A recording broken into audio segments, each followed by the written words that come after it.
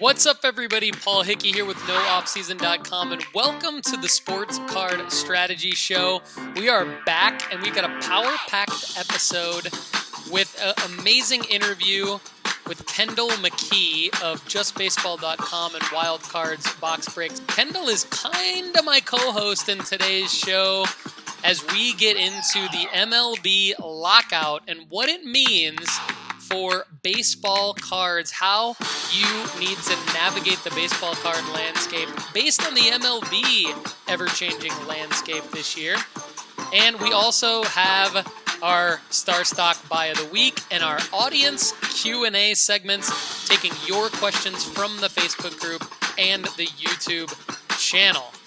And as always, we are brought to you by MarketMoversApp.com, by Sports Card Investor. We really want you to go to MarketMoversApp.com, use the promo code NOOFFSEASON, all lowercase, and save 20% on the best place. Yep, better than those other places talked about by those other shows about sports cards.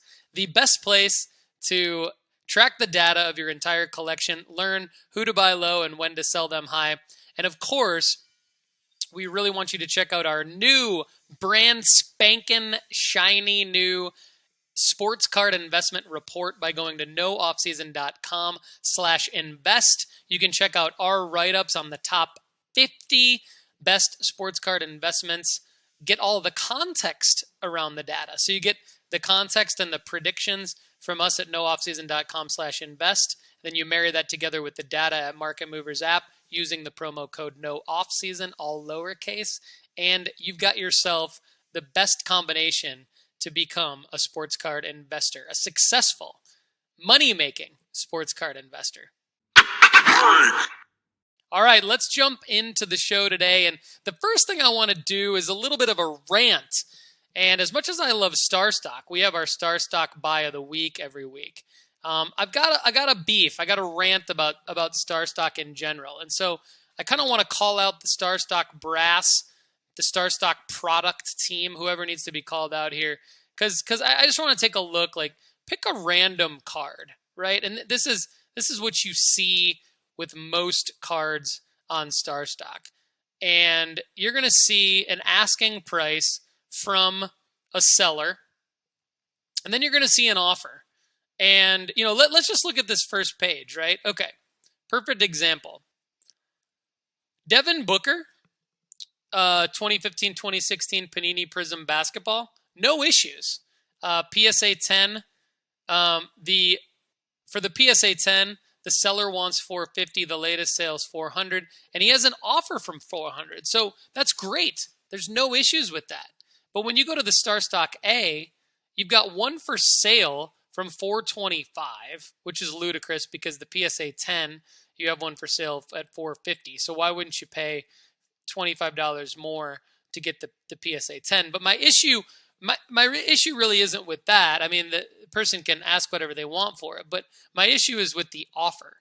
So how does the platform allow somebody to put an offer in for a $20 card when the latest sale was $265? So a couple of different things that I think need to happen here. First of all, Star Stock needs to implement a feature that allows you to only make an offer that is within a certain percentage range of what the asking price is. And I think they need to monitor the asking price. I think the asking price needs to be somewhat based on what the latest sale is, either on Star Stock or just in general off of Star Stock. So taking into account sales on other platforms. I'm not as much of a stickler on the limiting what the seller can ask for, because that, the seller should be able to ask whatever they want for the card.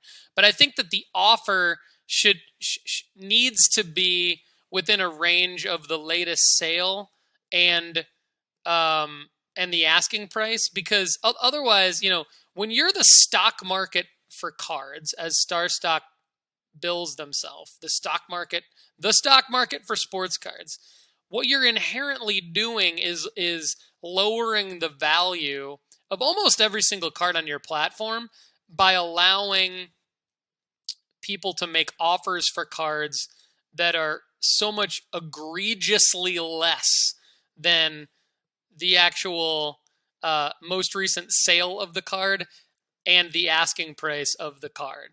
We can look at examples of this all day, but, if you've ever been to StarStock, you know what I'm talking about. Like right here is a Kevin Durant 2007 Topps Chrome PSA 10 rookie. Latest sale, $11,000. One for sale from $9,500. That's a good deal based on the latest sale being $1,100. But two offers from $325. Like, what's happening here? I mean, does the person making the offer think that someone's going to accidentally click accept like 3 times and then lose that card? I mean, StarStock should be ashamed of themselves even if that happened. That would be horrible if that happened for many reasons. Not the least of which being the fact that you've just now lowered the value of that card. So, and it's not a $325 card. In fact, it's borderline a 5-figure card, right? I mean, the latest one sold for 5 figures. So now you've got the high 4 figures as the asking price, $9,500, and then it's just stupid that they would even allow an offer that low. And I'm telling you, like this is the case, like for lower end stuff, right? Like just look at my collection. My collection is it had an estimated portfolio value of $350 a couple of days ago, and now it's down to $280. And not because the value of these cards have gone down, but because what happens is when you have an offer. I'm going to use my Dak Prescott 2016 Don Russ Optic StarStock A as an example. The latest sale is $40, but there was recently offers of $50, $55 up here. What happens when a seller accepts an offer, and that if the next lowest offer, these offers go to the next lowest offer. So if the next lowest offer is $7 and a penny, then that's what shows as the latest offer. And then it downgrades the value. It decreases the actual value of your portfolio. So while it's cool to look at this and everything, it's seriously flawed by the offer functionality. In StarStock, there has to be an offer. Don't get me wrong, but it just when a card sold for $40, you can't have the next offer show as $7. You got to make somebody who wants to make an offer. You either have to let the buyer set the minimum offer that they would want to show on the card, which is what happens on other platforms that don't function like StarStock. But in StarStock's case, you can't let an offer be that much drastically lower than the for sale price, quite frankly, let alone the latest sale. I mean, that's just outrageous. All right, on a more positive note, if you're looking for a great Christmas gift or holiday gift for the card collector and investor in your family, you'll want to check out my book, What to Do After You Find Your Old Sports Card Collection, The Middle-Aged Dude's Guide to Selling Old Sports Cards. I want to give a shout out to sportscardinvestor.com, specifically DeMarco Williams, who put together a great holiday gift guide, the 9 great ideas for card collectors for the holidays. He's got some fantastic stuff in his article, and he mentioned my book, What to Do After You Find Your Old Sports Card Collection by yours truly, Paul Hickey. And I just want to read what DeMarco had to say. Maybe you know someone who's rekindled his love for card collecting during the pandemic.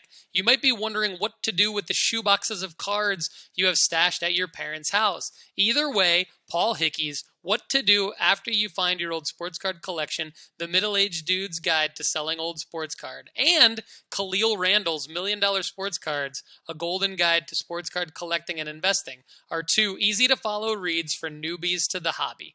Neither makes folks feel bad for not being an industry expert. Instead, they center their pages around card sorting, grading, and investing basics. And that's exactly what my book is meant to do. You can order it now and get it by Christmas or New Year's or whenever. Thanks so much for considering this. And thanks to DeMarco Williams of Sports Card Investor for hyping up the book a little bit in the article. Really appreciate that. All right, now let's go to the Facebook group for some Q&A from my guy, Sam Cox. Sam, thanks for hanging in there in this question. I know you were going to a card show a couple weeks ago, and I'm just now getting to your question. Looking for inventory for a show that you're setting up for in February. Any thoughts on anything specific you think I should be looking for? Baseball, football, and basketball 70s to current is what you're into. Yeah, I think that, I'll give a couple different answers. First of all, I think in general, you should be looking for some soccer cards. And if you can find value boxes with soccer cards in them, or if you can find already slabbed soccer cards, I'm going to take you to my sports card investment report. And there's a few guys. Vinicius Jr., Vini Jr. is tied for number 3 on our sports card investment report.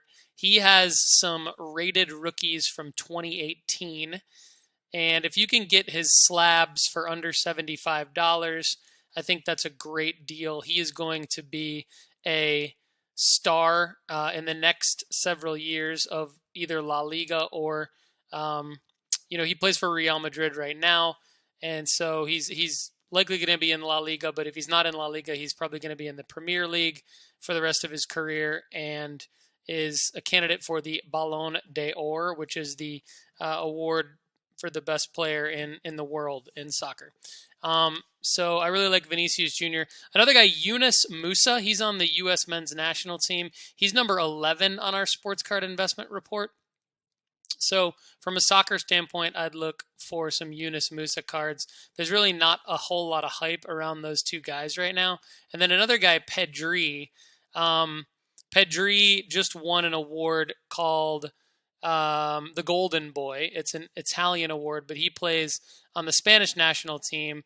And he's going to be hopefully a star for the Spanish World Cup team coming up next year, and he also plays midfield for FC Barcelona. So those 3 guys specifically on the soccer front, I would be looking to buy their cards, hopefully low right now at a show. So if I were going to a show, I'd be looking for those 3 guys. Another thing about Vinicius Jr., Sam, is that he is on the Brazilian national team, and they are actually favored to win the 2022 World Cup. A couple other guys on the sports card investment report, basketball-wise. I think if you're looking to buy now and potentially sell at a show in February, I'd be looking to get Darius Garland PSA 10 rookies.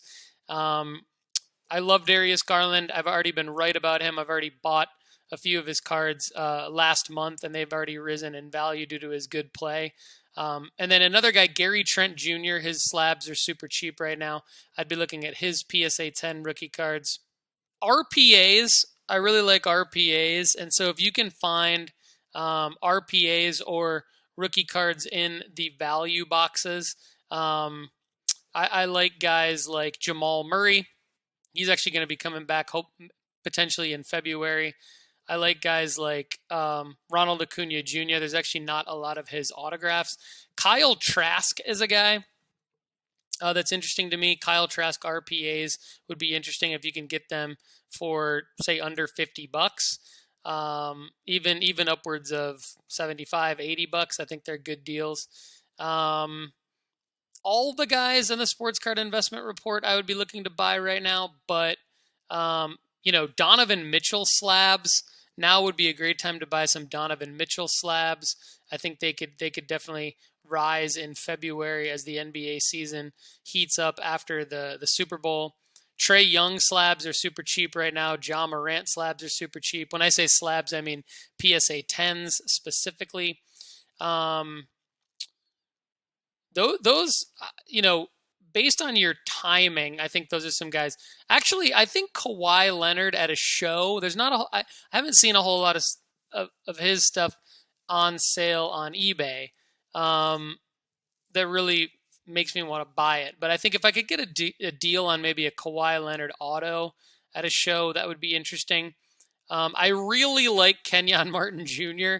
I may be super wrong on him, but he's a guy that I really, really like. And so if I were going to a show, I'd be looking for maybe some cheap Kenyon Martin Jr. autos, like super, super cheap, like, less than $10 for some Kenyon Martin Jr. autos. I would go after them. And then it'd be interesting to see what happens with Ben Roethlisberger after the season. Mason Rudolph is a guy that I think could generate some hype. And in a position battle for quarterback in Pittsburgh, that would be a huge opportunity. And if he can generate some hype, I think that could play out to where if you can buy some Mason Rudolph cards where there's zero hype around him, maybe there's some Mason Rudolph RPAs at the show, different things like that. So these are some obscure guys mixed in with some more well-known guys. Everyone at nooffseason.com/invest I really like. But some of the guys I've called out in this answer, I would go after at the show. I mean, Vlad Jr. would be a guy I'd be looking for some of his rookie autos at a show just to see, can I get a deal on some of the top baseball guys, Bowman Chrome autos? Can I get a deal on them at a show? And then obviously some of the sleepers I've thrown out there. So looks like Merle agrees with hammering the value boxes. I say go value boxes, but don't spend too much time in them. Look for some PSA 10s of guys like Gary Trent Jr., Darius Garland, and make some deals. Donovan Mitchell, make some things happen. Because if you're going to show in February, I think the NBA, it's going to be a great time to sell NBA cards will be this upcoming February. I hope I'm right. Sam, thanks for the question. Let's keep it rolling. All right, next up is my guy Fred Jensen. Fred actually read the book. He ordered it on Amazon, What to Do When You Find Your Old Sports Card Collection, and appreciate him doing that. If you want to order the book, go to nooffseason.com/book, and it'll take you right to the Amazon link. But anyway, Fred, thanks for the question. He says, does anyone have any thoughts on selling at the big auctions rather than on eBay or the like? The item is an autographed baseball, but I have cards too. Now, Fred shared a little bit more info with me on the actual baseball. I won't disclose that on the show because he didn't ask it publicly in the Facebook group. But I will say that I have not dealt with selling my memorabilia. I have some memorabilia, but it was just stuff that I had signed when I was a kid, and it's not really like collector ready so much as it is just kind of PC stuff. So I did a little bit of research, and basically here's based on what I did with my cards over the last 12 months essentially. I would take the same approach with memorabilia, and the approach that I would take would be to basically submit for a free appraisal at all of the large auction houses, just because I like to learn the process of all of that. So for example, like with cards, I went through how to sell on eBay, how to sell on Facebook Marketplace, how to sell on PWCC, how to do star stock, and I'm continuing to learn my slabs, right? So all these, I'm learning what it's like and what the ROI could be to sell on all these different marketplaces. And I would do the same thing, Fred, if I were you, on with your autographed baseball with memorabilia. So one is Heritage. I've been familiar with Heritage auctions. They seem, very reputable, very legit, no issues with them. Free appraisals. Okay, so I would get a free appraisal from Heritage, and I would go at heritageauctions.com and just learn more about what that process looks like. Golden Auctions, I would do the same thing. They do free appraisals. I will say I don't think that your item is a high enough caliber necessarily to get more money at Heritage or Golden than it would on eBay. And I don't know what the fees, I think the fees are actually higher at Golden than they are on eBay. There's one called the Gray Flannel. They do free appraisals.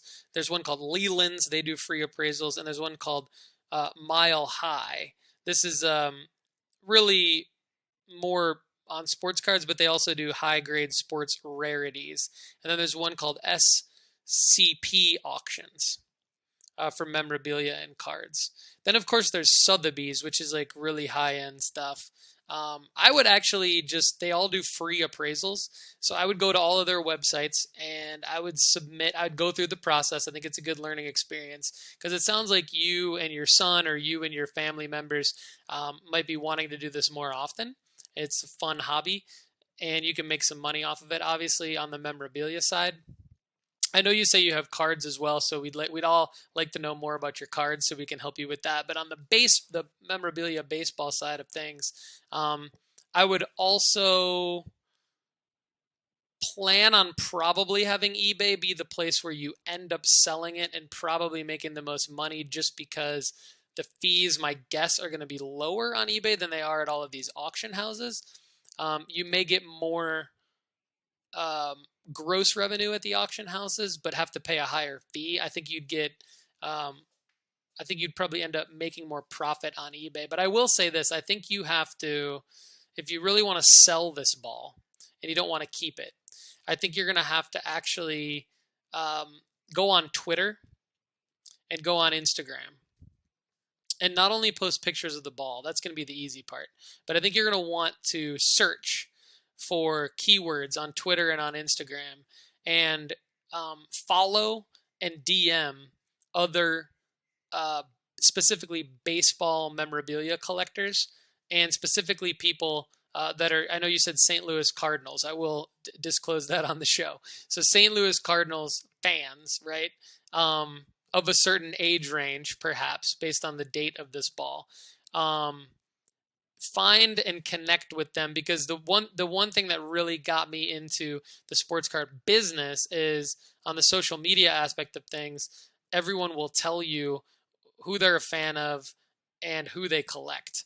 And so you can use social media to your advantage, Twitter and Instagram specifically, to just connect peer to peer and ask if there's interest in the ball. That obviously takes more time, but I think you could actually make more money that way. And then another thing I think I emailed you about is Facebook groups. So I would obviously stay in our Facebook group, stay active in ours, of course, but join other sports memorabilia Facebook groups, post pictures of the ball, and try to gauge interest in the ball, that kind of thing. Luke Johnson did reply to your question saying pristine auctions, so thanks for your involvement there, Luke. Luke may reply as to why he thinks pristine auctions. It sounds like Luke actually has more experience than I do with any kind of memorabilia, auctioning off any kind of memorabilia. So thanks to Fred for the question, and thanks to Luke Johnson for that answer.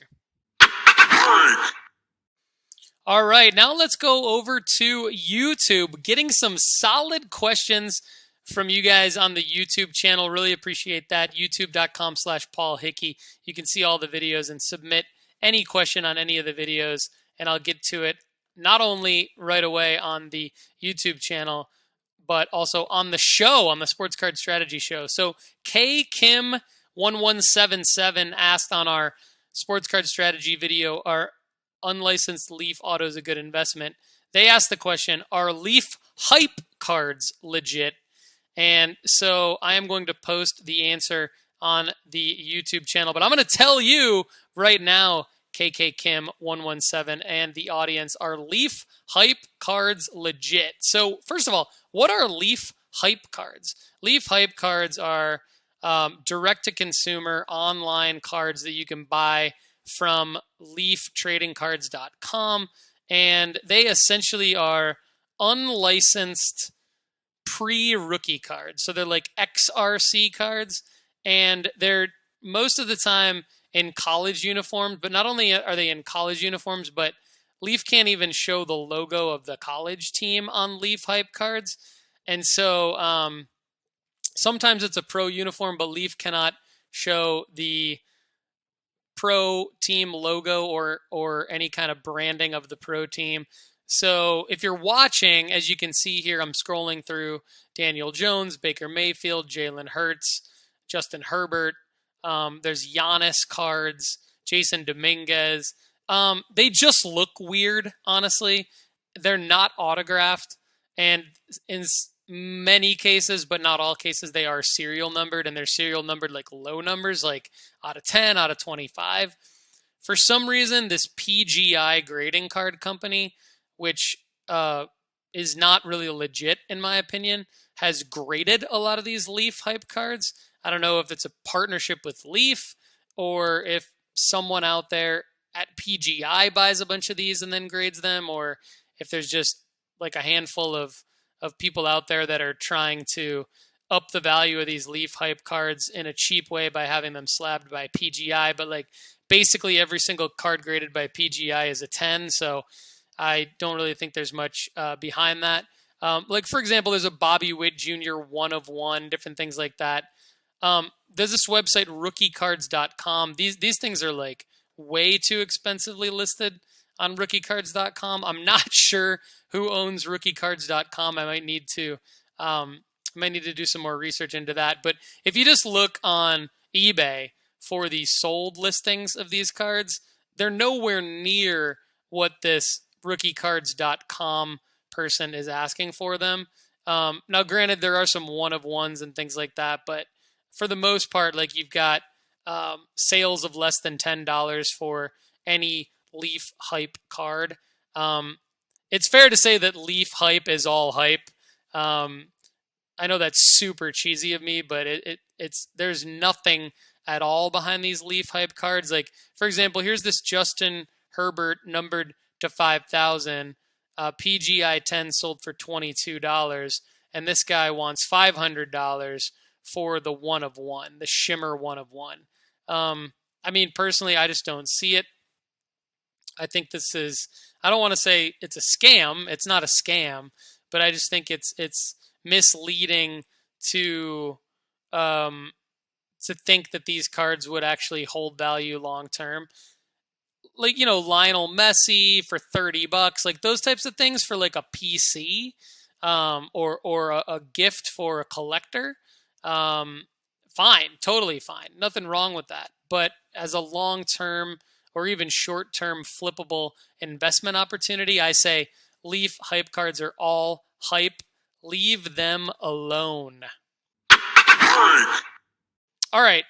Now let's go to Jump23J. Thanks so much, Jump23J, for asking a question on our video, why finding affordable rookie patch autos is better than grading cards. Jump23J is on the same page with us on this one. He has purchased a Scotty Barnes collegiate Nike patch, rookie patch auto for $900. I think this is a great purchase. The college uniform doesn't excite me as much as the Nike patch. I think the Nike patch is what really makes this card special, and Scotty Barnes is a legit player. What Jump23J is trying to decide is when to sell this, because there's a window here where he might be able to make a little bit of profit, and if he misses that window, then there's a ton of risk as to whether or not there will be another window for him to make profit on this. So let me explain. Basically, what he's trying to decide is if he sells the Scotty Barnes card around February, when there's some hype around the All-Star break and what the league may or may not be doing with the younger players to showcase them around the All-Star break, should he sell them? Should he sell it then? Should he list it for sale then? Because still, there won't be that many releases in pro uniforms, and there really shouldn't be any major releases with pro uniforms that would even have RPAs in them. So there won't be much competition in pro uniforms for this Scotty Barnes card. So it could be a great time to try to sell it for maybe somewhere between $1,100 and $1,500 in February. I think that's the safe play. I think the riskier play is, do you see if the Raptors make some kind of a run in the play-in tournament towards the playoffs? Can they catch fire and win some games? And or can Scotty Barnes win the Rookie of the Year award? And if either or both of those things happen, he could be looking at a $2,500 RPA. And so I think it's just a matter of, are you willing to hold the bag on your $900 investment, possibly sell it for the same amount you paid for it, or maybe see it go down a little bit, worst case scenario, a year from now, versus selling it for a profit in February. Here's what I would do, Jump 23J. I would list it for sale for buy it now or best offer for $1,500 starting now. And I would really try to advertise it and hype it up as Scotty Barnes puts up big performances and hopefully gains some momentum post NFL season, right? And then I think there's nothing wrong with that on eBay. I think that if you don't see any traction on that, one option could be to submit it for grading to SGC for $30. And then just see, do you get a 10-10? And if you get a 10-10, I would list it again right away for a buy it now or best offer around $1,500.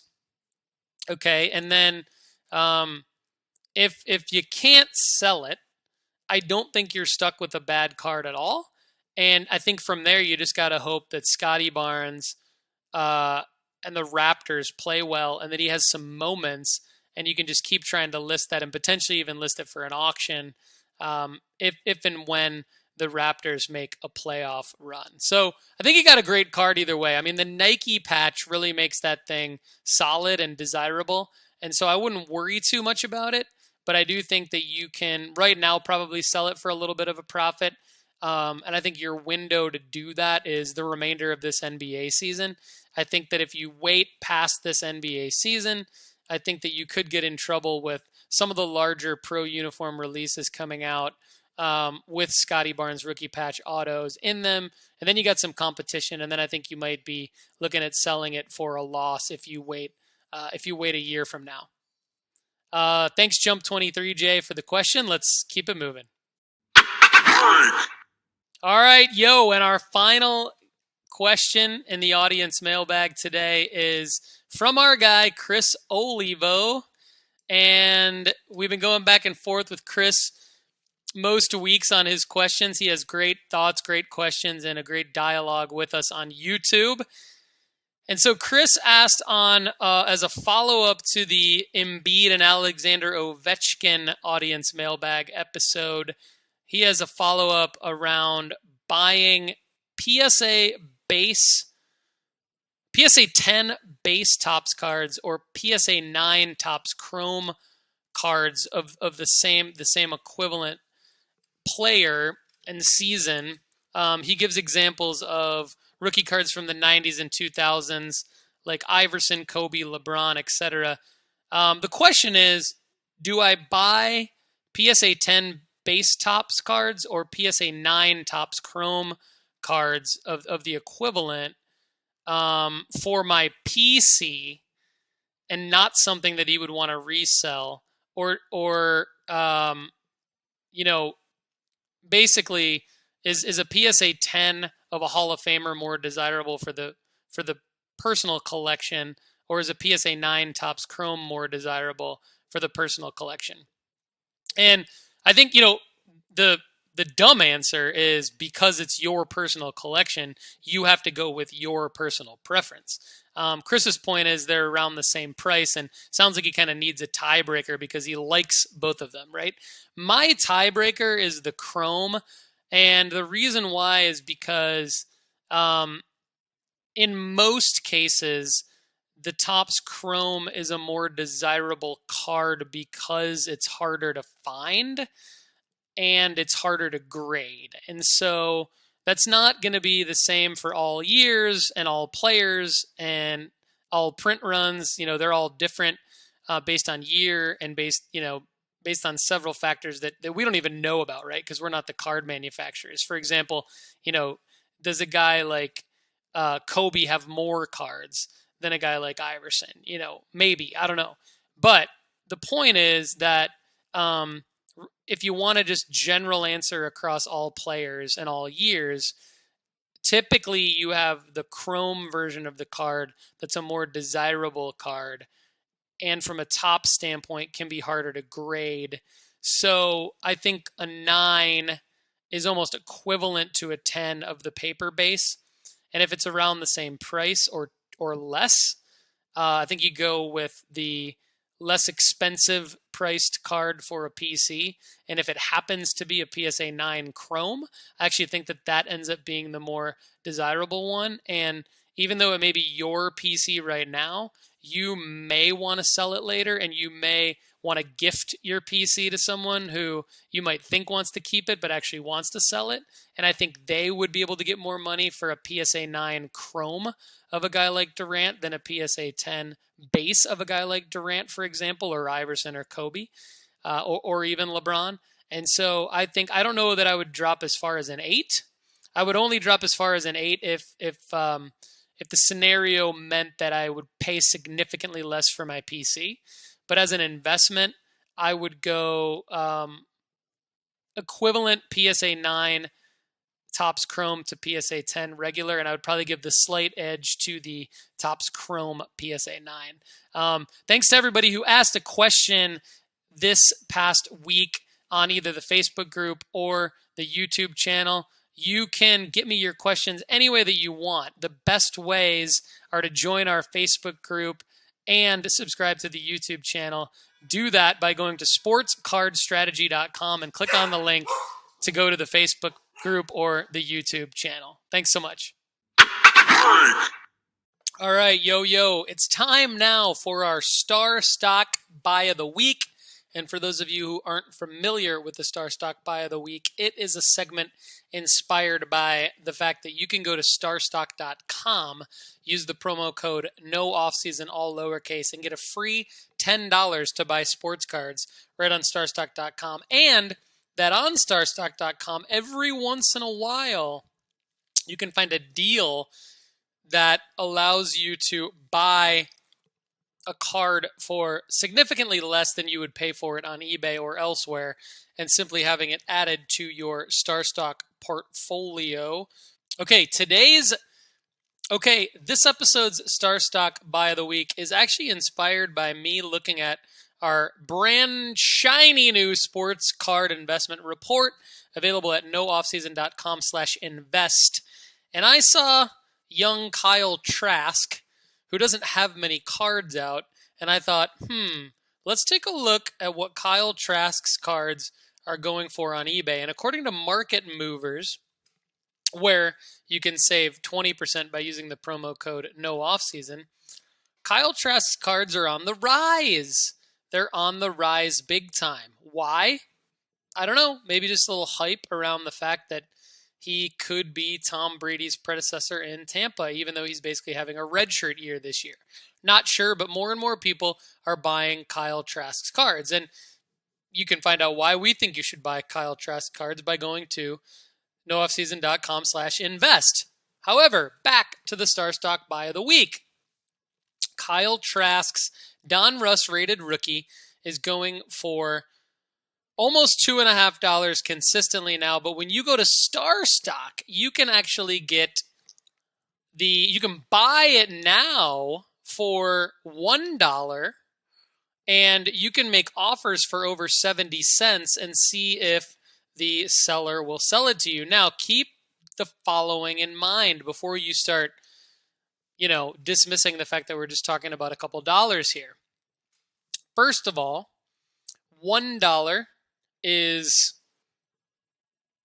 about 40% of $2.25, and it's about 25 to 30% of $2.50, right? There's my fuzzy math. So basically, you're already getting a huge savings. But now keep in mind that these eBay sales listed on Market Movers do not include shipping, right? So these people are probably paying at least $1, sometimes upwards of $3 or $4 for the shipping. So these Kyle Trask cards that you're buying on eBay could really be more like $6 to $7 cards. Now, considering when you can go to starstock.com and just add one of them for $1 into your portfolio, you can have it shipped to you if you want, but you don't have to. You own it in your star stock portfolio for $1, you can do that and you can save quite a bit of money on these Kyle Trask cards. Now, go to nooffseason.com/invest, find out why we think you should buy Kyle Trask cards. Then go to starstock.com, use the promo code NOOFFSEASON, all lowercase, for free $10, and then go get yourself 10 Kyle Trask Donruss rated rookies.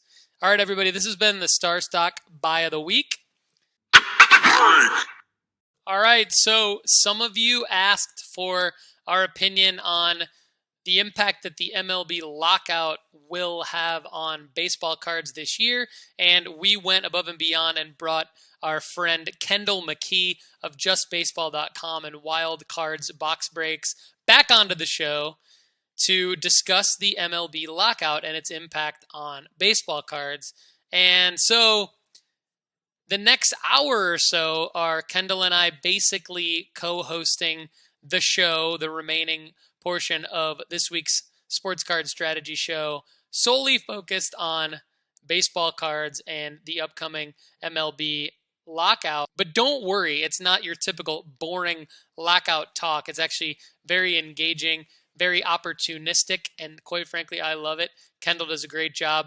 All right, here is my conversation with Kendall.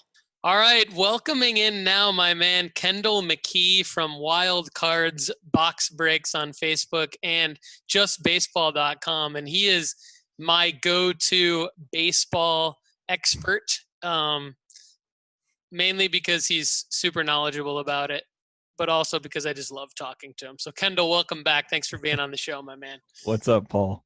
I'm glad to be here. I really enjoy our last conversation, and I'm ready to drop some big heat on you. So yeah, cool. Well, same here. So we last left off talking about a lot of baseball cards, and then we've had some good responses from the show, and a couple of our audience members asked about the MLB lockout, which I think is fair because everything has an impact on cards. Whether it's on the field or on the court or off the field or court these days, or rink or whatever playing surface, pitch we want to talk about. So let's talk about baseball. Are we in a lockout right now? It's the off season, but my understanding is that the lockout, there is no labor agreement. Is that correct? Yeah. So the collective bargaining agreement expired a couple of weeks ago, and we saw this coming from a pretty, for a couple of years back. We knew that this particular CBA agreement was going to be a difficult one. And then with the addition of the 2020 season being delayed and all of the disagreements between the players and the owners coming to a head in the COVID season, we knew from probably a good distance that this was probably going to happen. But you always look at it and you're hoping that it doesn't. You're hoping that baseball is able to roll on to the off season, and it's just like we've come into this with us growing up in the technology era and stuff like that, we just expect that all these things are always going to roll seamlessly into the next season, and it's just information's always available. We just kind of view it as like the natural thing, but you kind of forget that this really is a business, and there are contract negotiations and all that kind of stuff that are all behind the scenes. And so yes, we are in a lockout, and I don't know if your audience is familiar with that, so I brought a couple of things to the table to kind of explain a little bit of it, and then give some positives and negatives and history of that, depending on what you want me to talk about. So yeah, that'd be great. Let's do that. I think the last, I remember as a kid in 1994, the strike. But I also, I think hitting closer to home, I'm going to get the year probably wrong, but I want to say somewhere around 2010 or 2011 in the NFL.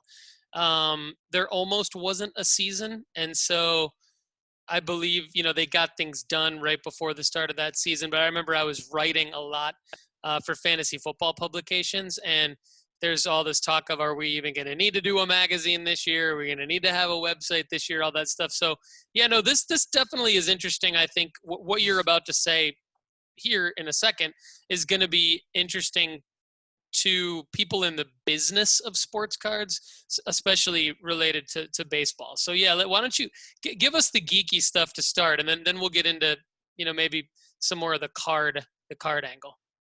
Yeah, so I'm basically going to talk about kind of what the lockout means, and then kind of some history of lockouts and strikes in the past, and then I'll go into like how it affects cards and stuff. So the MLB lockout basically is around the negotiations. There's a couple of different things, and it's basically around years. It all kind of boils down to the players believe that they have been kind of looked past in a lot of ways with their contract agreements and how their integration with minor leagues and all this kind of stuff. And we've heard rumblings of this kind of thing for a while, how Major League Baseball doesn't have a very good system about how handling minor leaguers, and then years of people's rookie deals and things like that, and how there's been playtime manipulation and things, and the players just didn't feel that they are getting represented correctly. So then, but particularly in the MLB, the owners have a lot of say and a lot of sway. And these these owners, particularly if you own a baseball club, the average return on investment is like 11% a year, and it's one of the safest investments in the world.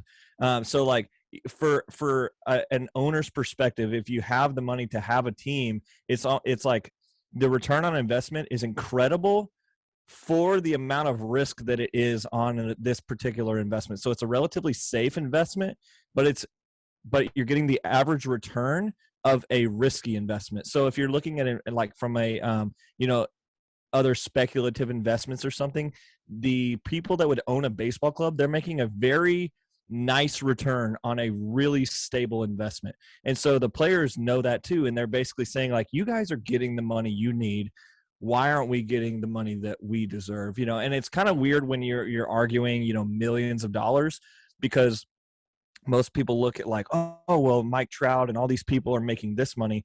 But a lot of this boils down to those minor leaguers that are making like maybe $30,000, maybe. And that's probably a really good minor leaguer. And they're only making that during the season. So in the off season, they're just kind of like, out there, washing windows or something. But basically, the lockout is a freeze of signings or trades or anything like that. And the players' names and likeness cannot be used. So I don't know if you've seen MLB.com, but they basically took all the photos of players off their websites, and they're only publishing articles about either retired players or minor leaguers right now, because they actually don't own the rights to the actual major leaguers right now, which is kind of funny. If you go look on there, it looks like it's just a bunch of made up players, because it's just like shadowy instead of their actual players. And then so a little funny thing is, all the players went to Twitter and made a bunch of players made their Twitter profile pictures the silhouette. And then like some of them, like Dobnak, the Twins pitcher, has like a really Fu Manchu. So he put the thing with a Fu Manchu mustache. So it's kind of like a petty back and forth, really. But the winter meetings are also canceled, and that's where a lot of stuff generally happens. A lot of people think that trades and contract negotiations are all that happens in winter meetings. But there's actually a lot of behind the scenes stuff that happens at the winter meetings. A lot of staff signings, a lot of intern signings, a lot of like the internal workings of a program actually happens at the winter meetings. A lot of GM negotiations with their own, like with people that work with them, stuff like that. So those are not happening this year on the major league level. The minor league winter meetings are happening, and the Rule 5 draft has also been delayed for the major league. There is a minor league Rule 5 draft that I believe happened last week, now that I think about it. There's no communication between teams and their minor leaguers, which could be huge and reminds me of like an NCAA rule. Like you can't contact your players in certain levels of the season. Kind of reminds me of something like that. And I wonder if there's going to be penalties for clubs that are contacting their minor leaguers. I'm sure it is happening, and because if you have, a Julio Rodriguez that's supposed to debut next year and you want him to go through certain development, or especially in pitchers, like if you have people coming off Tommy John surgery and you're wanting to see where their development is and you can't really contact them or something like that, I'm sure there is that going on, and I wonder if there's going to be penalties taken there. But that's something we'll have to we'll have to wait and see. And it could go into February and into spring training, which is kind of what I want to talk about. There have been 9 work stoppages in the past in Major League Baseball, whether that is CBA agreements or some sort of strike or something like that. The big one most recently was in 1994 that you referenced. But I also would say that 2020 was a bit of something that we saw between a labor disagreement and also safety of players. And that's really, that feels like 2 days ago where we had, the COVID season really get off to a rough start, and we weren't sure if we were going to get any baseball played because the players couldn't come to an agreement with percentage salary they were going to make, and they couldn't, with COVID testing and all that kind of stuff, the bubble, no bubble, how that was all going to work. We really saw this come to a head, and I actually thought this CBA was going to be, pushed forward to 2020, and we were going to have all this stuff that's happening right now back then. And it actually didn't get to that point, which thankfully, but we did have a 60-game season there.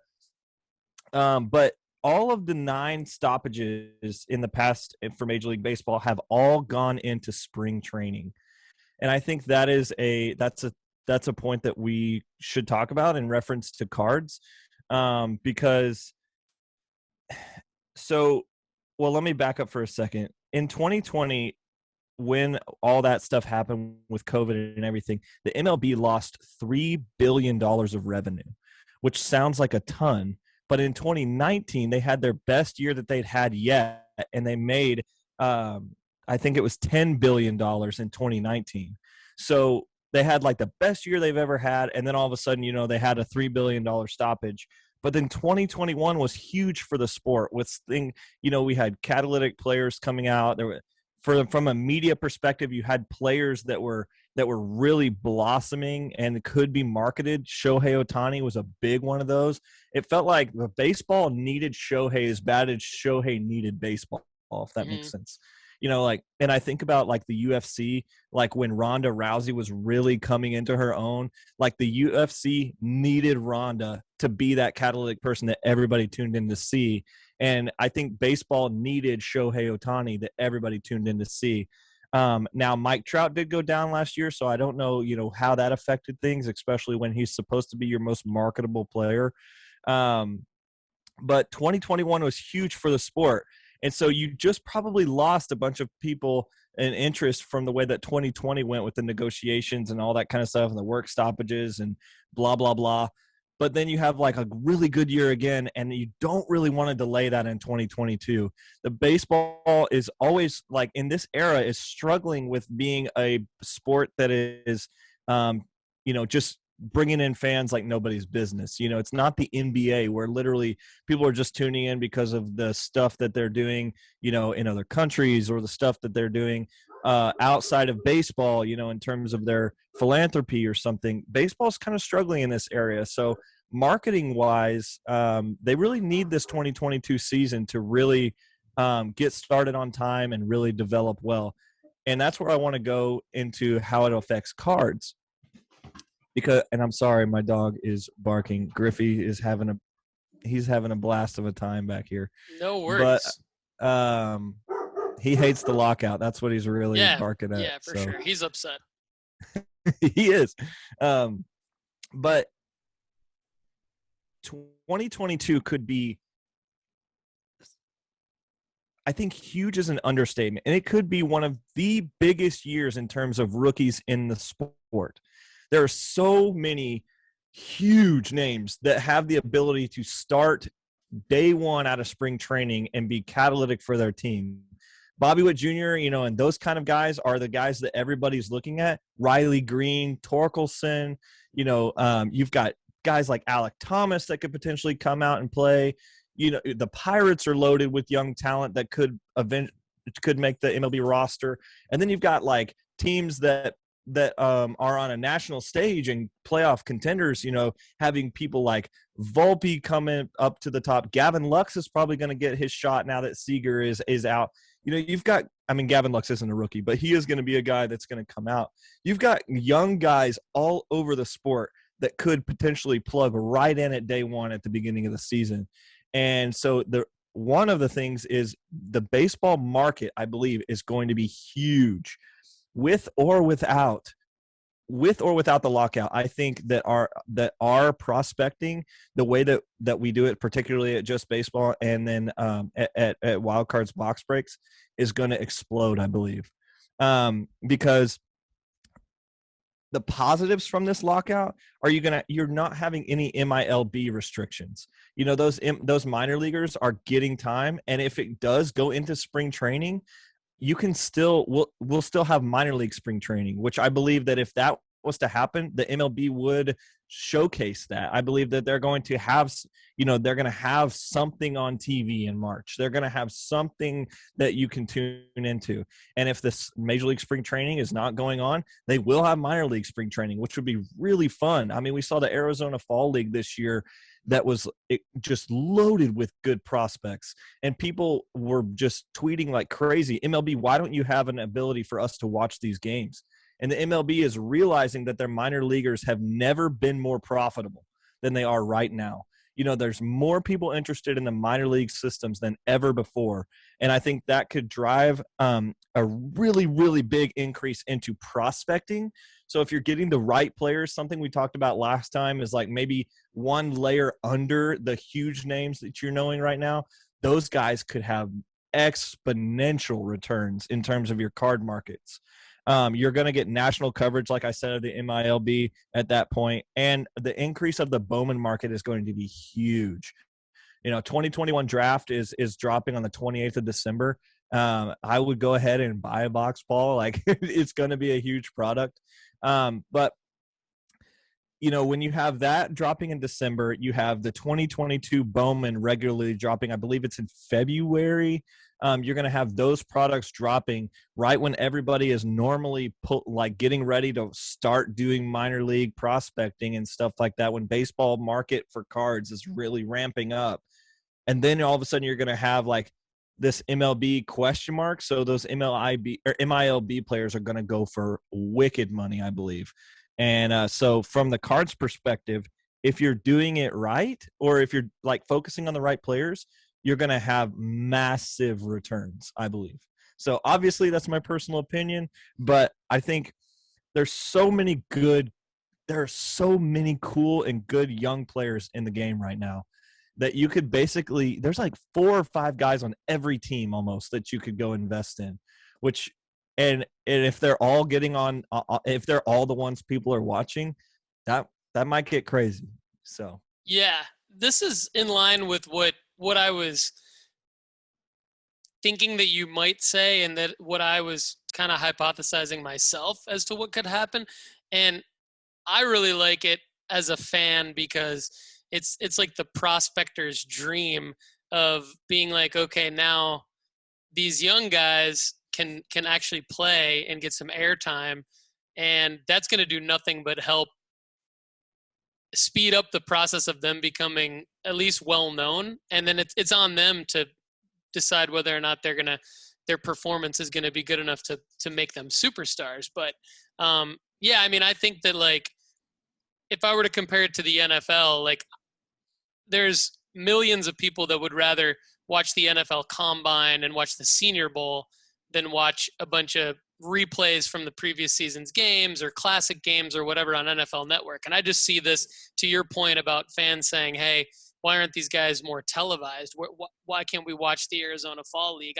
MLB Network needs to go ahead and elevate these games and the coverage, spring training coverage, whatever they can show, they need to go ahead and show it, because I was dialed in to the futures game, and I would for sure be dialed in to MILB spring training coverage and game coverage. And certainly if they were to put minor league baseball games on TV, if they're able to do that, I think that could be the prospector's dream, which really to me translates into the baseball sports card investor's dream. Because like you and I have talked about, and like you made a point on the last time you were on, you don't really want to invest in the first year guys card with the RC logo on it for tops. What you really want to invest in is if you can go get one of their first Bowman autos or,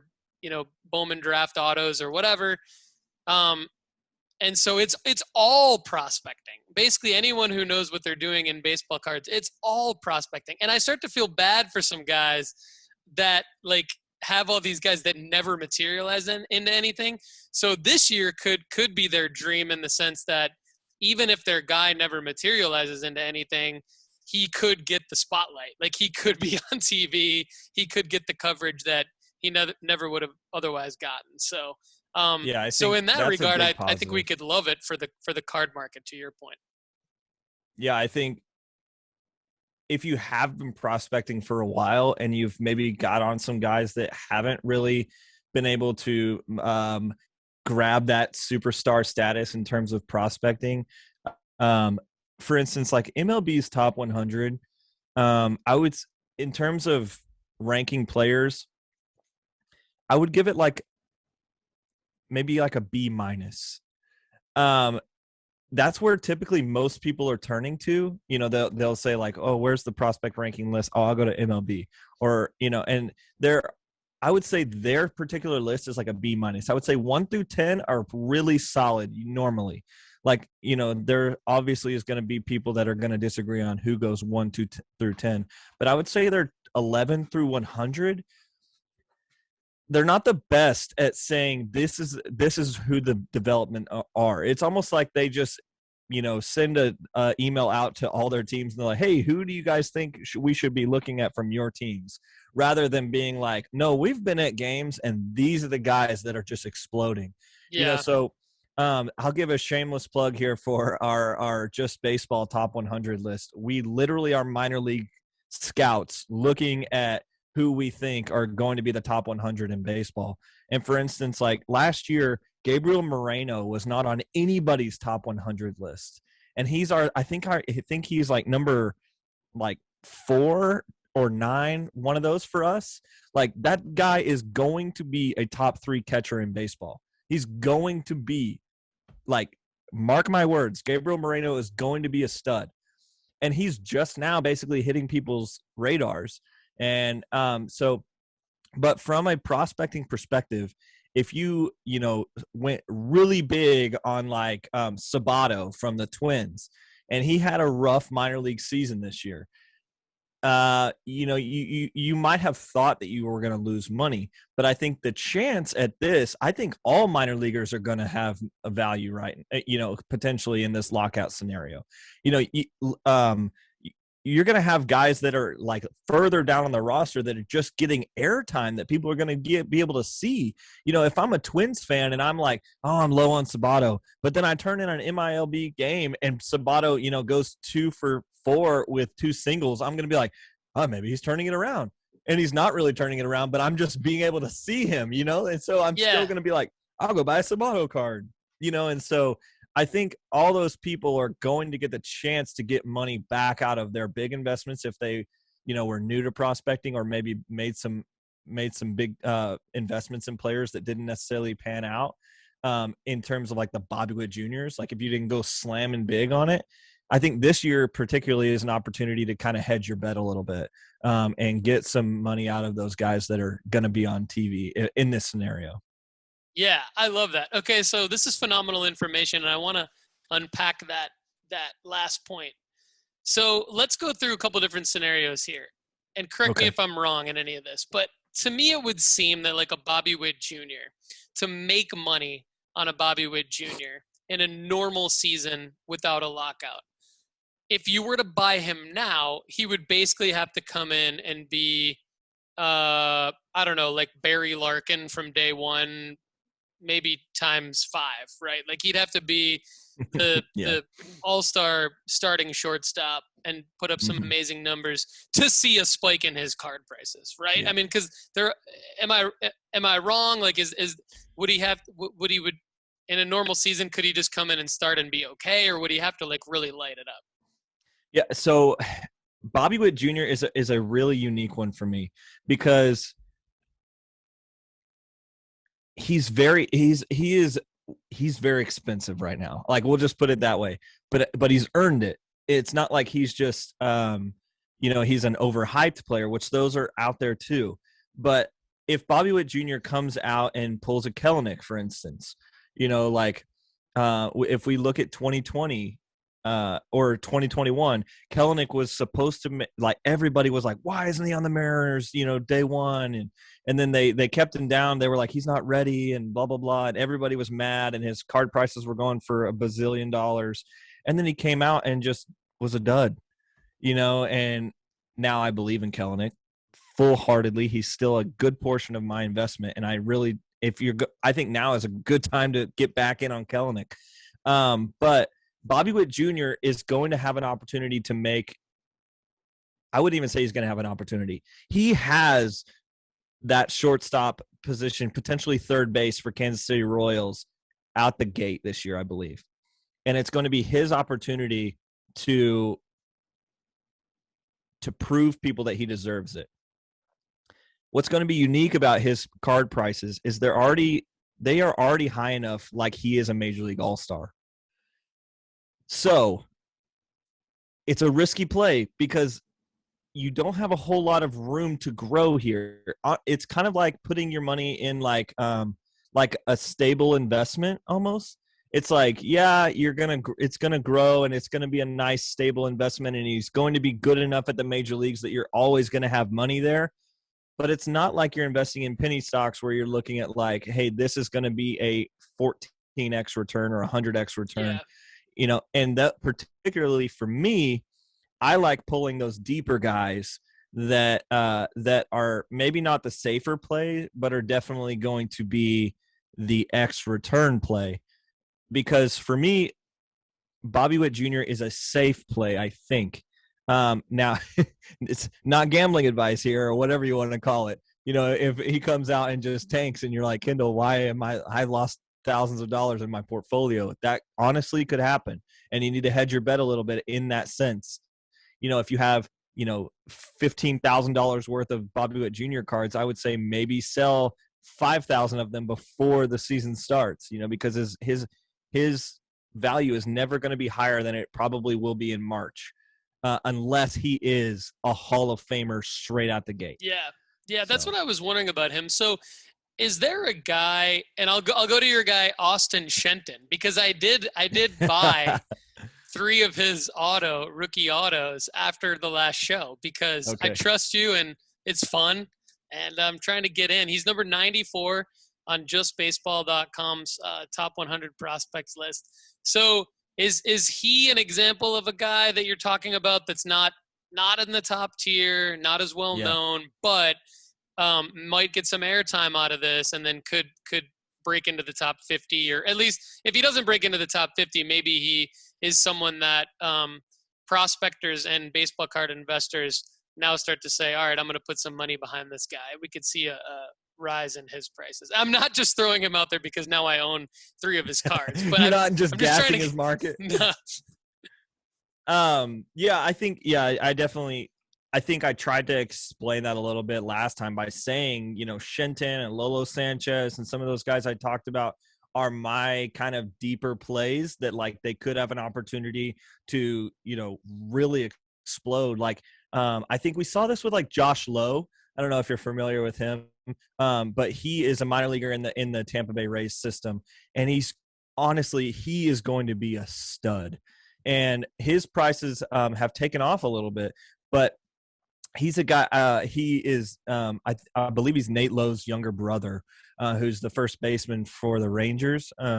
But he's a guy that's in the minor leagues that's going to have a lot of run in this opportunity. And Austin Shenton, he's a guy that has exit velocities and and his sabermetrics are really good. And that's a guy where I'm like, hey, the numbers are telling me this guy's going to be electric, and so I try to balance whether it's like I was watching Monday Night Football last night, and they were talking about how the Ravens went for 2 when they were down by 15 with the Browns. I don't know exactly the situation, but there's a reason I'm pulling this in. The announcers were like, I know the analytics and the sabermetrics are telling you that going for 2 here is going to make it easier potentially on your next possession, but why would you do that? And they're always like, why don't we have the analytics guy at the end of the game on the microphone explaining why they chose to do that, rather than the head coach or the quarterback saying, oh, it was the analytics guy that told us that was the right move. And the announcer goes, we would not want that person on there, because they would say, they would be like, so why did you go for 2 here when the analytics told you so? And the analytic guy would just say, because the numbers told me to do it. And that would be it, and that would just be the end of the conversation. And I laughed because, that's kind of how it was with Austin Shenton. For me, I'd like, the numbers told me to do it, and that's why I invested in him. But there's a couple guys down there that I really like in terms of, where they're at with the teams. But yes, I believe if you go look at in our rankings, there's a lot of names between 30 and 100 that are not on other people's radars, because they haven't spent time to really look into the statistical evaluation and the game footage of those guys.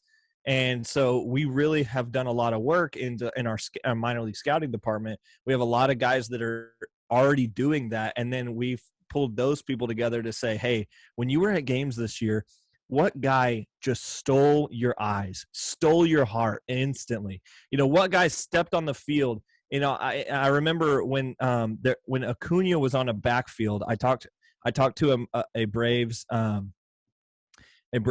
scout when Acuna was in the minor leagues, and I was like, okay, when you were on the field, is there guys out there that are just stealing the show unintentionally? Like maybe guys you don't know of, but everybody is like, who is that guy?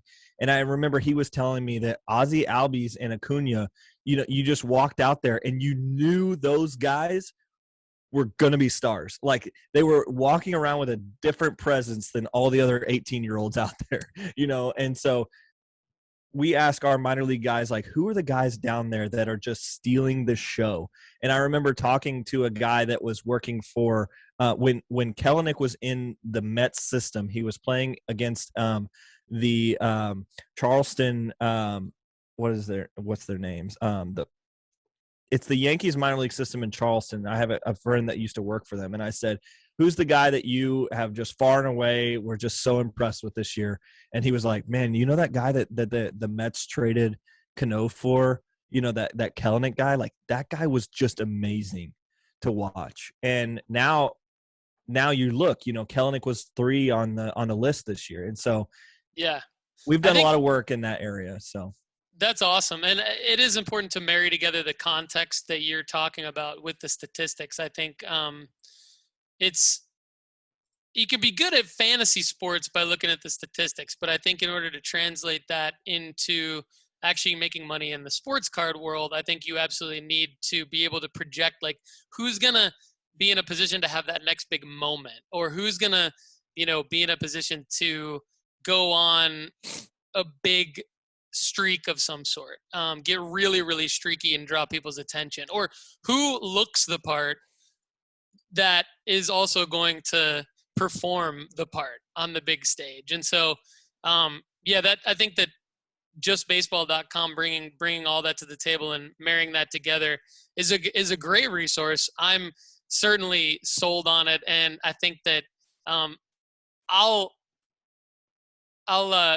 agree with you that if I had to guess, on the MLB.com prospects list, although that's where I've gone to quite a bit. Your point about kind of having the teams email, or having the league web content people email around to the teams for some web content.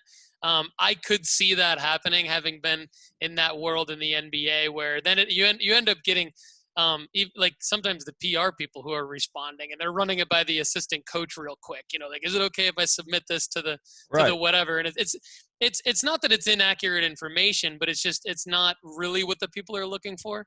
So I could definitely see that happening. I mean, and that's no fault to them because that's really not their area. Like they are really trying to expose, present, and make aware everything that's happening above, AAA. Their area below AAA, they're relying on kind of their outsourced departments to really push that stuff up. So I'm not trying to just, just rain on their parade because the MLB does do a lot of things good, but actually, well, they don't do a lot of things good, but I'm not a huge fan of what they do. But I know, for instance, there was a girl that used to be an intern at MLB TV, and I know that they are changing a lot of their processes this year. So they're actually using this time to change a lot of their scheduling and the way their media is running, which I'm like, oh, thank the Lord, But this is our focus, this is what we do primarily. And I think the difference there is incredible. And if I can just say these are a couple of guys that, in that bottom half that are really getting overlooked. I'll look at Dylan Dingler, for instance. Yes, that's my guy, dude. Yeah. That's my Tigers guy. He's a guy on the Tigers that's getting overlooked by the Green and the Torkelsons, if you see a guy that potentially is in a big farm system that would be a number 1 or 2 guy in a different farm system, Dylan Dingler is one of those guys. I like him, and I'm not sure when he gets to the major leagues or when he'll have that opportunity, but I do like him, and he's in our top 75 here. He's at number 63 on here, and I see him 63. Yeah, and so I like him. I think he's at a particularly good place with the organization. The organization is going to give him run. I like him. There's another guy down here. Gunnar Henderson is going to be really good. I really believe in Baltimore and what they're doing. They're turning hitters around like crazy. They're bringing guys that could be, B plus or A guys, and they're turning them into A plus guys. Their development system is going really good right now. I believe Baltimore is going to be very, very competitive in that East in the next couple of years. And then, if we look even deeper than that, I don't oftentimes like to talk about pitchers, but Clayton Beeter is going to be down there in that 91 spot. LED, if you are a particular person that thinks that nobody's touching pitchers, so I'm going to go ahead and touch a pitcher because there's so much area there to get some money back on those big guys. That is a way to prospect. There are guys out there that only deal in pitchers because no one else is doing it. And they're like, hey, if there is still money to be made here. And a guy that I was super, super high on. Oh, I don't want to leave this episode without talking about yet another Tampa Bay Ray minor leaguer, Greg Jones. Greg Jones. He's another guy that when you talk to minor leaguers, when you talk to guys out there, they're like, hey, who's the guy that just really impressed you? And they're like, man, Greg Jones. Greg Jones. They're like, his speed, his athleticism, da-da-da. He does have a relatively lower floor than some of these other guys, but his athleticism is crazy. And for me, I love investing in those guys that are just crazy athletes. For instance, Delino DeShields Jr., I was all about when he was in the minor leagues. Now, his ceiling didn't go where I thought it would go, but his floor was relatively high. He had a pretty decent. I mean, he's in the major leagues for like 7 or 8 years. That's pretty good. Now, for card values, that wasn't great, but I believe Greg Jones' floor is Delino DeShields Jr. So, that's nice. Not the best thing you've ever heard of, but it is a pretty good guy down there at number, 93 or somebody. And I've just recently bought some Greg Jones autographs. So, and then I don't want to leave here without referring to Vidal Brujan. He's a guy that numbers wise is a guy that we thought was gonna be incredible the last half of his minor league season. Had a little bit of a blip, so if you're gonna invest in Brujan, go ahead and do it now.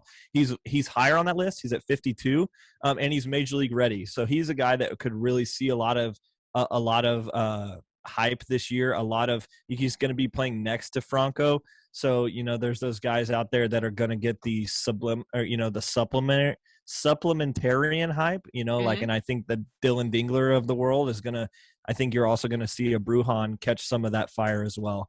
And I'll go ahead and plug Josh Young because he's my Texas guy. So nice. I mean, this is an amazing wealth of information. What an amazing job you just did at kind of translating what the lockout means to baseball cards and how it should be really positive for a lot of people who have been prospecting and who have been in the hobby for a while. I think that it sounds like the overall thesis statement is that this isn't going to be the year that baseball cards go to the mainstream, but it doesn't mean that the lockout doesn't create some momentum for people who have been in the hobby for a long time, which should be a really good thing. I mean, there's a lot of people that have put a lot of time and a lot of effort into trying to recoup their investment, trying to have some fun, trying to get some of these guys that they've been buying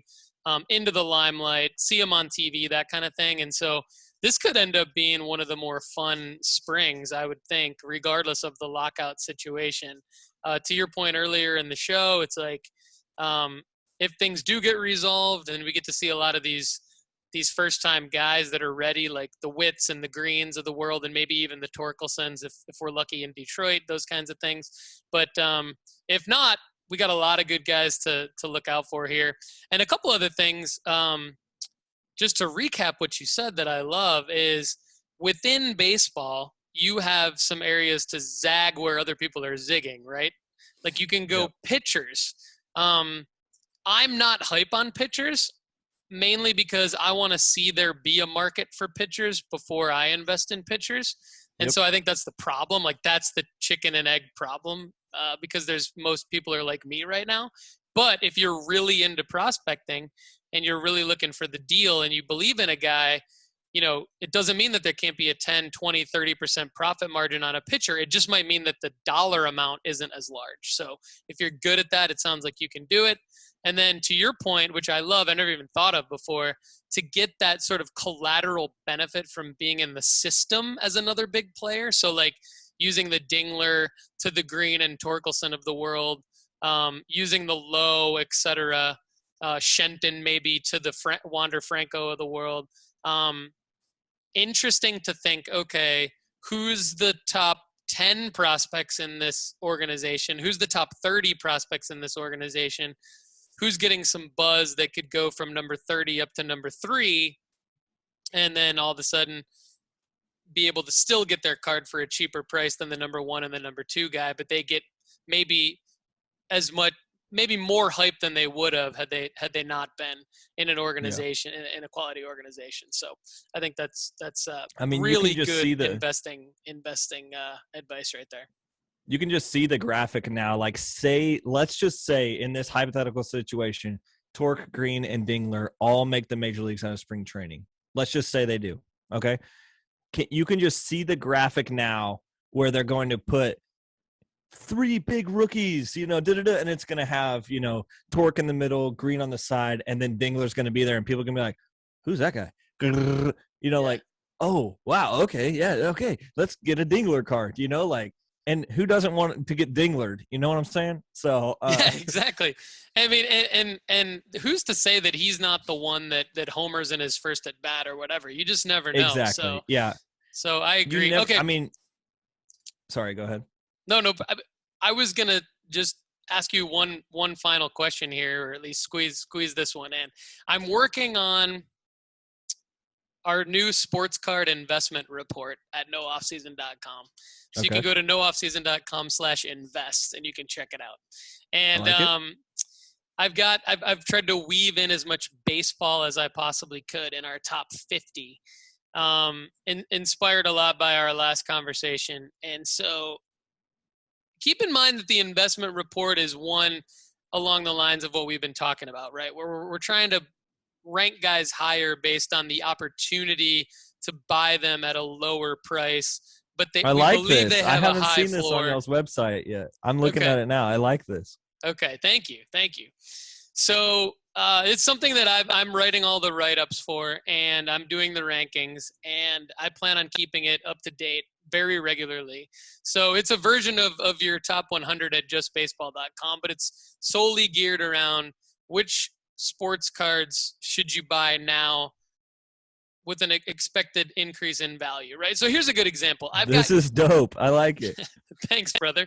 I've got Gary Trent Jr., right, in the top 10, because you can get his PSA 10s for less than $25.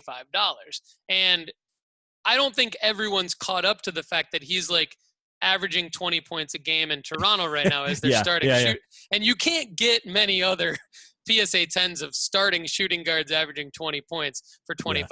So people might be like, why do you have, but I'm prepared to like duke it out with people, who have questions about this. But anyway, I'm not as strong as you on the baseball front. So, I've got Wander at number 7. I've got Acuna at number 10 because I believe that right now there's a pocket to buy both of them low, and I believe that they have the higher floors, right? I believe they're not as risky. One guy that caught my eye that his prices seemed super low to me, not on the Bowman side, but more on the Topps rookie side, is Beau Bashette. He seemed to me like someone who, in a competitive market in Toronto with Vlad Jr., playing a position like shortstop with a bat like him, he's got it in his family. Like, he seemed to have the recipe to outperform his card prices right now by a long shot. I've got Brennan Davis at 19, just ahead of Beau Bashette. And then Tatis made the list. Marco Luciano made the list. Actually, Jazz Chisholm, JJ Bleday made the list. But give me your reaction to who I have in there, what I have maybe wrong, what I might need to adjust. I missed. I have Vlad Jr.'s 12th, Spencer Torkelson 17th, Brennan Davis 19th, Beau Bashette 20th, etc. I'd like your reaction to this, just off the top here. Yeah. So I can only see the top 14, I think. Oh yeah, so you have to upgrade to see. Yeah, I gotta upgrade.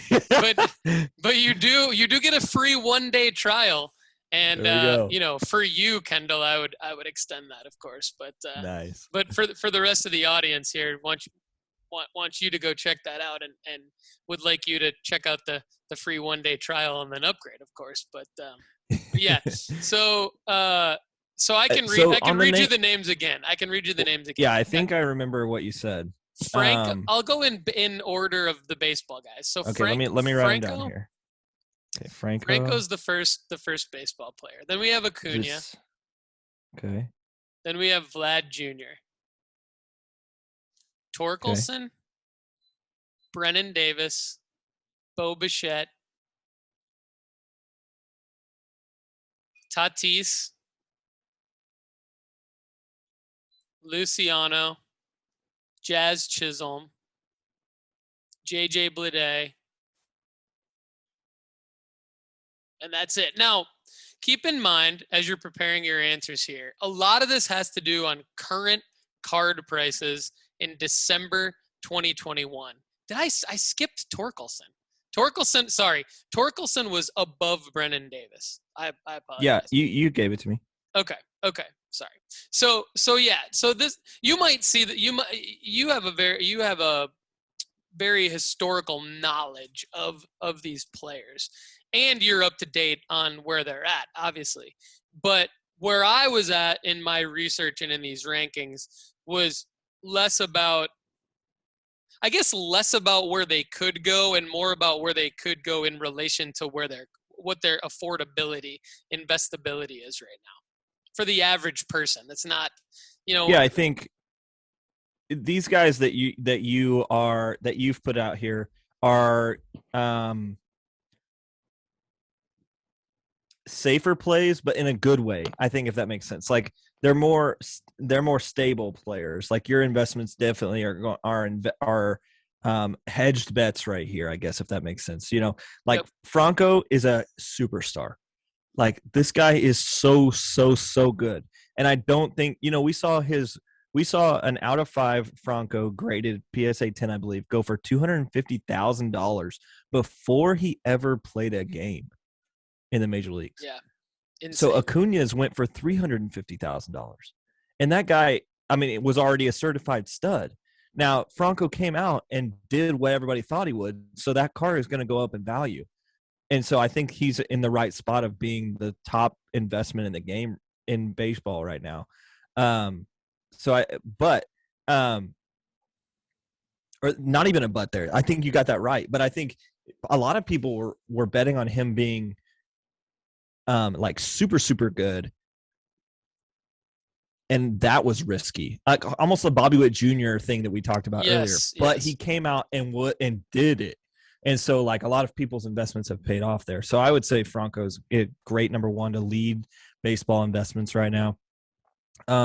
Acuna, I think, is good at being that high because he's probably lower right now than he should be. Acuna is so good, so good, and the Braves are going to be so good for a long time. And I think it's crazy that they won without him.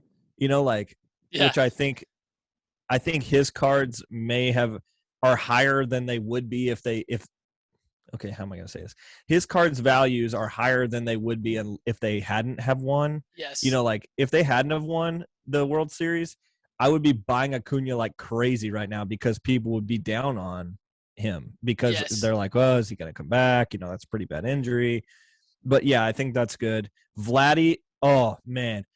So when you look at my top 5, we actually have an article on Just Baseball. It's like everybody in the staff's top 5 all-time players. Vladdy Sr. is in my top 5. And nice. So I have like this thing in my heart is always like, I love Vladimir Guerrero Jr. Yeah. And here's another pro tip, Paul. There is more Vladdies coming. There are younger Vladdies, younger than Vladdy Jr. that are coming. There's and Vladdy the third and Vladdy the fourth? Yeah, coming? I think there's 4 of them. But like the third one is like a 17-year-old, and he's long and skinny and looks just like his dad. And I'm like, oh man, that's here awesome. We go. But anyway, I love Vladdy. I would say Brennan Davis that dude is gonna be a Cubs superstar. Okay. So yeah, he needs to be there. Torque needs to be there. Tatis, I would put him actually higher than where you have him. He's probably going to be the face of the game for a while. And barring his shoulder, I think he's going to figure that out, but I would put Tatis higher. Luciano, great pick there. Jazz Chisholm is a guy that's definitely going to be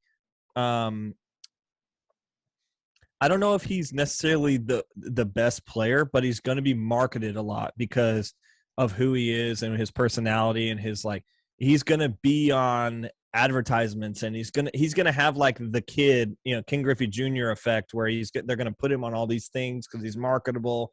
Like King Griffey was marketable, but he was also very good. And I know that Jazz is marketable, but it's remained to be seen if he's very good. He's definitely good, but I don't know. So I think you're good to have him in the bottom of the list, but I probably would have put other people on there other than Jazz and JJ. But I do think that both of them are in a market to where that if they were to hit or if the Marlins were to come out this year and kind of pull a 2018 or 2019 where they go and make the wild card and, they're Derek Jeter's there, there is like the right amount of stuff there. But just like, I don't know how I'll just say this. We are at Just Baseball. We are very, very close with a lot of the minor leaguers in Miami, like played on teams with them and stuff and text regularly. And there is more going on behind the scenes in Miami that's probably not, it's not developing a winning culture right now. We'll just say that. Okay. So, I like the way you phrased that. I like the way you I phrase would that. Was take very, them off the very list. well phrased. Okay, Yeah. that's good inside information there, and the Oh, audience I can forgot do Bashette. what they want with that. Yeah, yeah, because I couldn't tell based on your facial reaction when I was telling you my case for Bashette. What do you think of him? Okay, so 2 years ago, I loved Bashette. Okay. Now I'm like, I think he makes some all-star teams. Okay. And so it's like he's not a bad investment, but for me, he doesn't like tickle my fancy or whatever you want to call it. Like he's just not the guy that's like I have a lot of Bashette and I just look at it and I'm just like, I don't really know what that is, honestly. Like, I think maybe it's because I thought him and Vladdy were going to like rise together. And I think Vladdy took such a leap over him. And then with Biggio there too, I'm like, okay. And then Biggio just dropped his value significantly. And I'm like, oh, okay. Like we've got one that rose and one that fell. And then we've got Bashette in the middle that's been a really solid major leaguer. But like defensively, there's some questions, like it's like, where does he move? Is he the shortstop forever? But obviously the Blue Jays have bats upon bats upon bats in their minor leagues. And so Bashette is going to have to keep pushing that needle to not have a guy from underneath him challenge his playtime. And they shipped out Austin Martin. They shipped that out. So, okay, they believe in what they have, or they didn't believe in Austin, and so I would say like I would put Bashette where you put Jazz, I think, if that makes sense. Gotcha. Yeah. And I would pull Tatis above him for sure. I would probably pull Tatis into the Vladdy range, just because he is a superstar and he's going to be marketed well. Therefore, people like non-baseball fans are going to want to invest in a Tatis card, if that makes sense. Like some of my investments, I know are very specialized for the right type of person investing. Like I'm not going to be able to go to a show and probably find a person who's going to buy 5 Austin Shenton PSA 10s off my table. Like if I'm selling at a show. But if you put a PSA 10 Tatis out there, that's going to sell. And so I think from your perspective here, Tatis needs to be higher, because even non-baseball fans know who Tatis is, if that makes sense. Yeah, that's a very good point. He's the cover guy for MLB The Show and all sorts of stuff. So he's on all the commercials. His dad was famous. He's got the hair, like. Yeah, so he's got the Jordan Jumpman thing going on. Like exactly. All right, I think you sold me on that one. That's a good call. Kendall McKee, what a wealth of amazing inside knowledge, just gracing us with your presence here on the Sports Card Strategy Show, representing Wild Cards Box Breaks on Facebook and JustBaseball.com. Definitely will have you anytime you wanna do this. It's always fun. So thanks again for joining, man. We'll talk to you again soon, dude. And I always like to leave you with one little small snippet. Okay, go for it. Something that I think last week, or maybe not last week, whenever we did that last, I think Lolo Sanchez was the one I dropped at the very end. Yep. So I'm going to drop another one here at the very end that I think is a guy who's going to be really good in a situation that not a lot of people are looking at. The Cleveland Guardians are going to be on TV a lot this year. The MLB is, assuming we have a season, the MLB is going to push that new branding. They're going to push that new, they're going to give them a lot of airtime. They're going to give them a lot of run. Rocchio is a shortstop in their system that has a potential to make the MLB. I think it's Brian Rocchio, I think is how you pronounce it. I'm not exactly sure phonetically how to say his name, but I know he's going to be a stud. So definitely that guy is worth investing in. And so I think he is on our top 100 list at 77. He's a shortstop.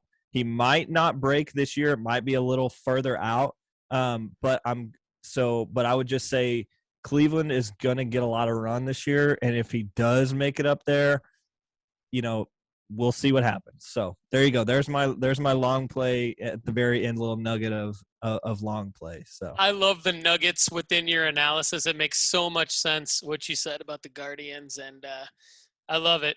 All right, man. Well, I'm gonna go buy more Dylan Dingler cards. I've already got a. There we go. Go get some Dinglers. All right. Talk to you later, brother. Bye. See ya. All right, everybody. That's a wrap for this week.